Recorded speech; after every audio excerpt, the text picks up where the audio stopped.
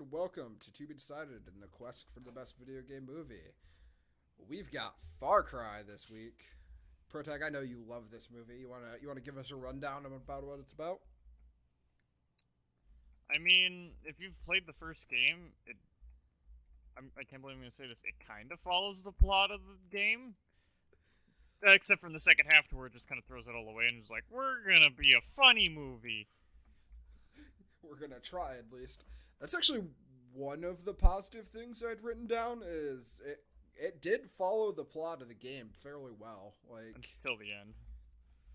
I mean, yeah, it made changes to be a movie, but the setting was kind of different because the game takes place on a tropical island, but it seems like they're somewhere I thought they were somewhere in the northeast because there's a bunch of pine trees and shit. Yeah, they didn't hide it very well.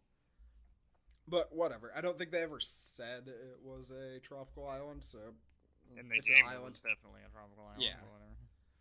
That's because tropical islands look pretty in video games. And yeah, the plot, Jack Carver is ex-Special Army man going to... From Germany.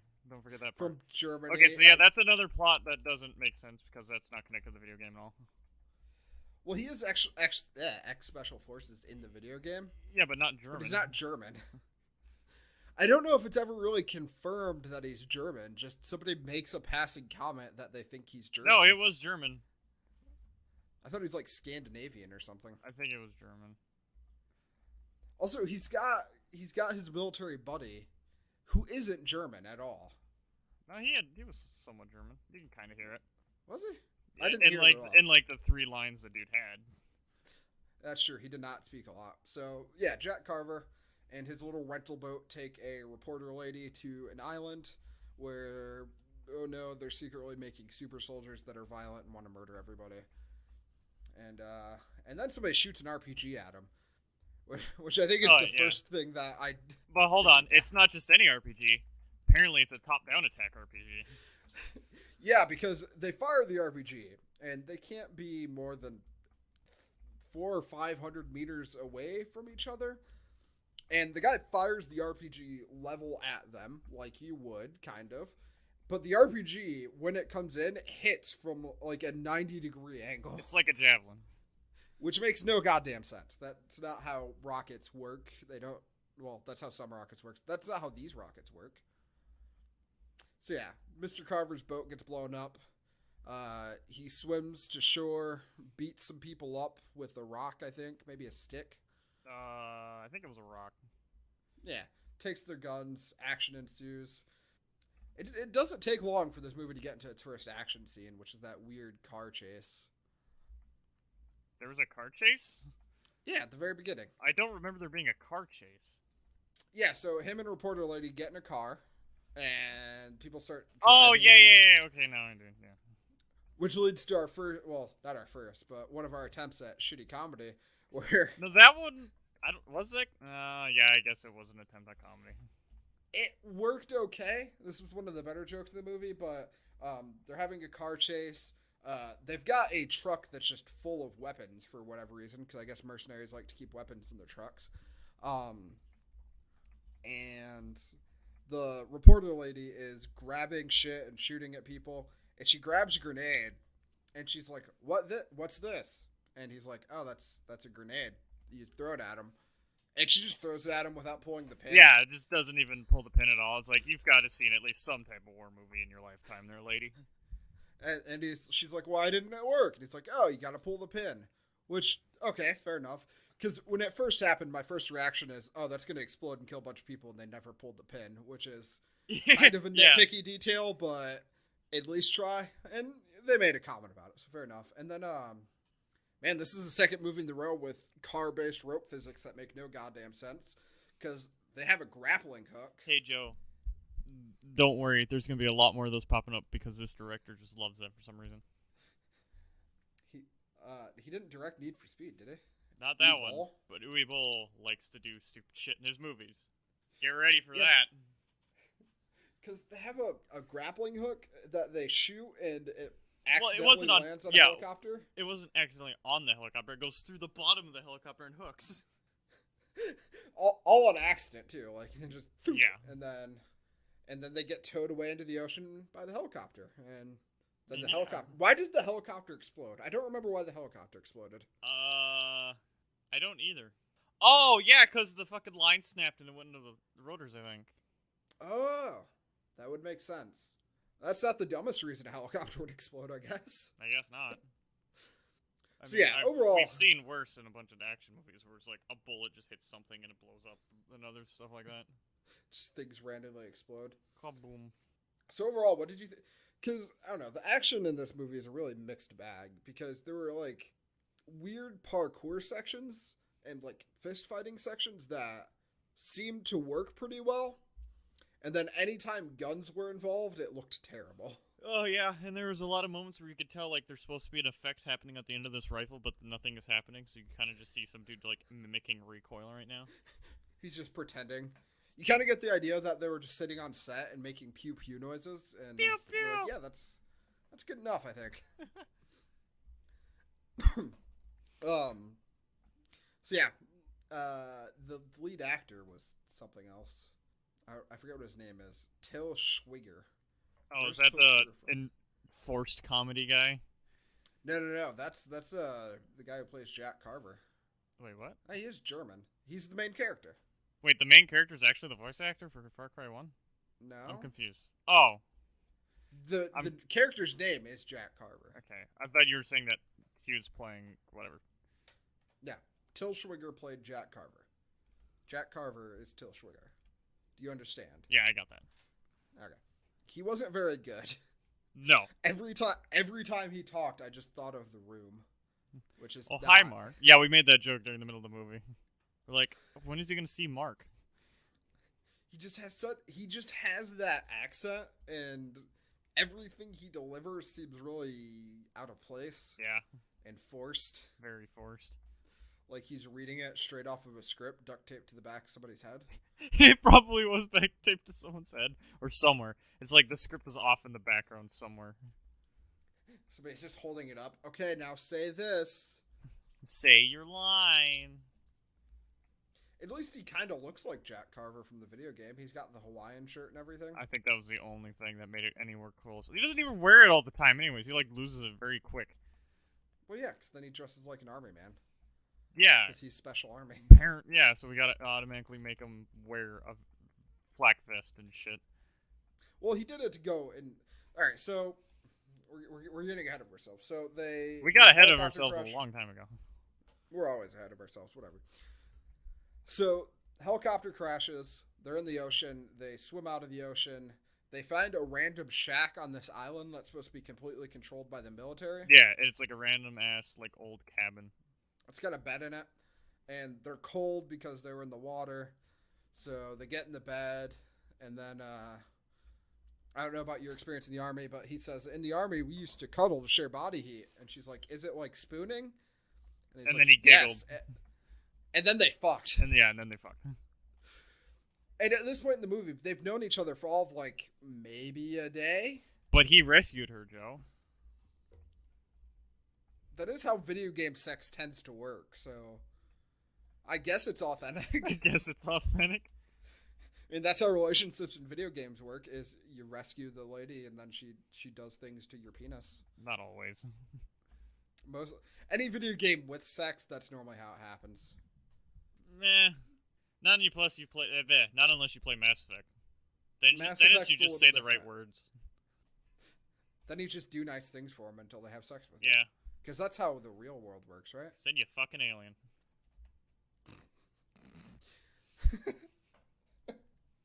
That threw me off track. Oh, you didn't expect me to say that last part? Nope, that surprised me. I mean, that is literally why I think, like, the majority of people liked Mass Effect is because you could fuck an alien. I don't know if that's why. Probably. I mean, I think it might have been the story-drivenness. I mean... There was no good story in that shit. In Mass Effect? The first one, yes. The second and third one, eh. I like and then Andromeda happened. Andromeda did happen. We don't talk about that. But... we don't really talk about that one at all. Anyway, they have their shack sex, and then no, it's not in plot. It's not said that it happens. Although it is It is implied. It is said that it happened. No, they didn't say that. Literally, the next scene is, how would you rate me? I think as he meant looks. I don't think so. I think they meant looks.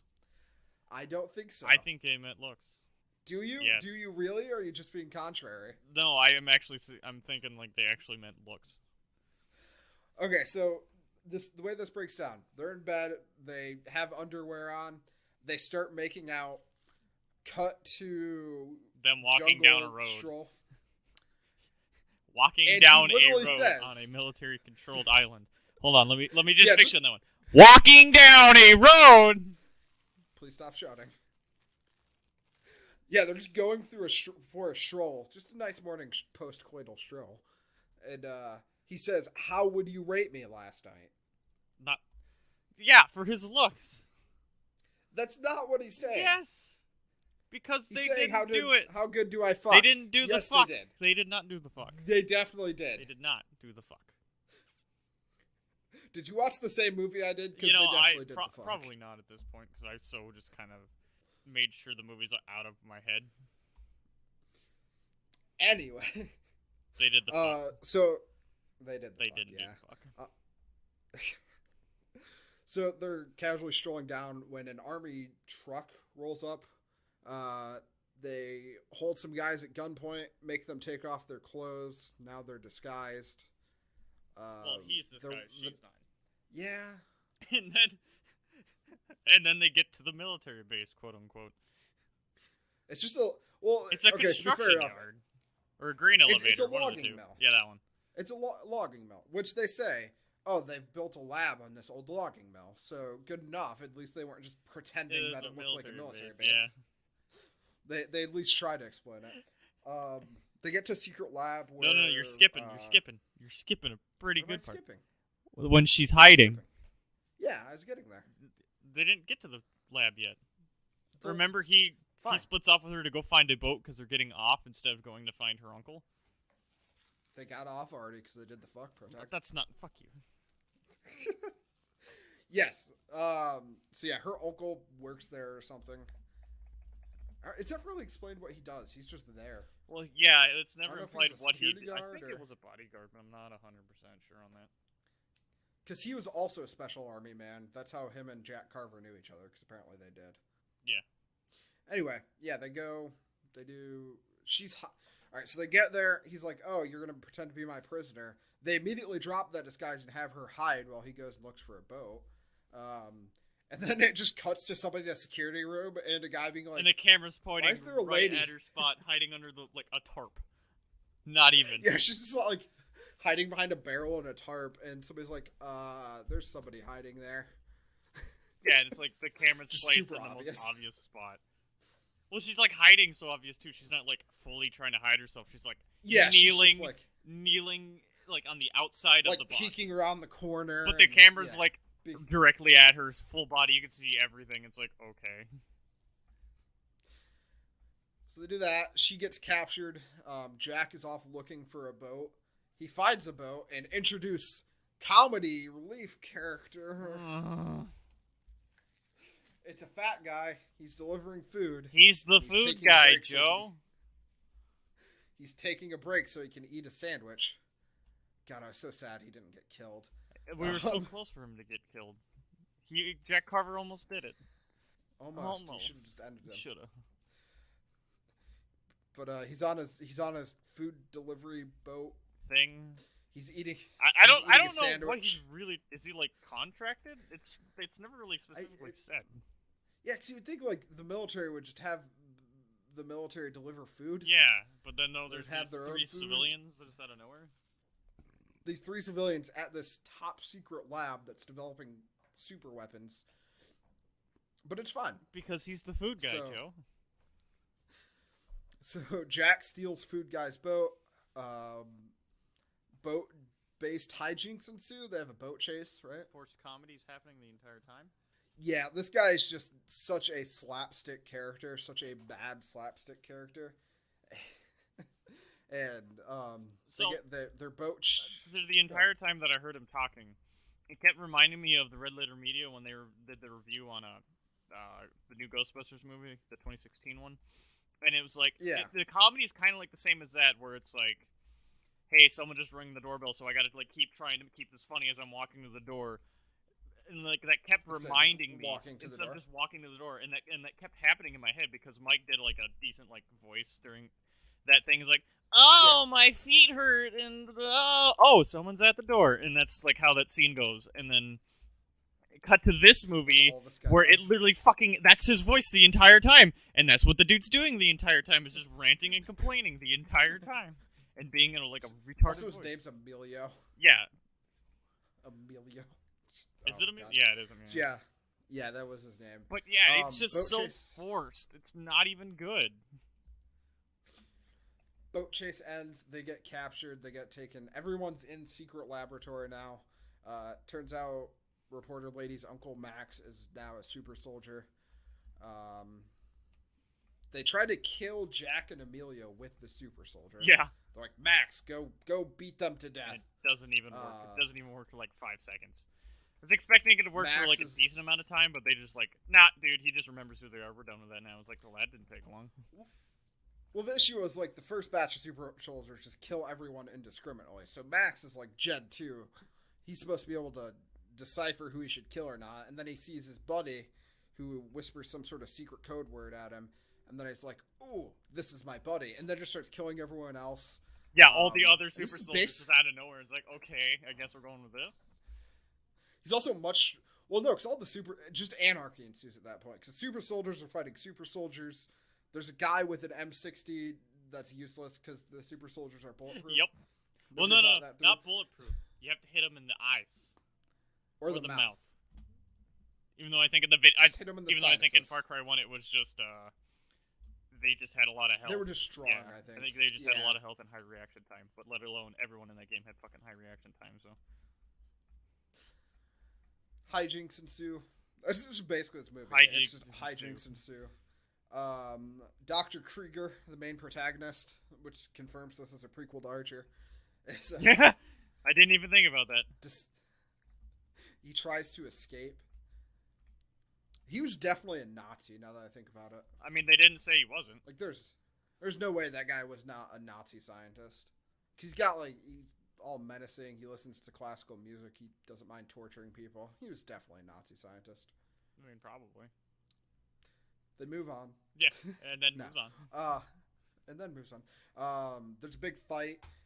It turns out that the island is guarded by like a private military company and the army for some reason. Yeah, it's like some Russian private military, or at least the female head of the PMC group is Russian, I think. Yeah, they're just random people basically. They're like, oh, we're getting paid a lot. They start fighting each other.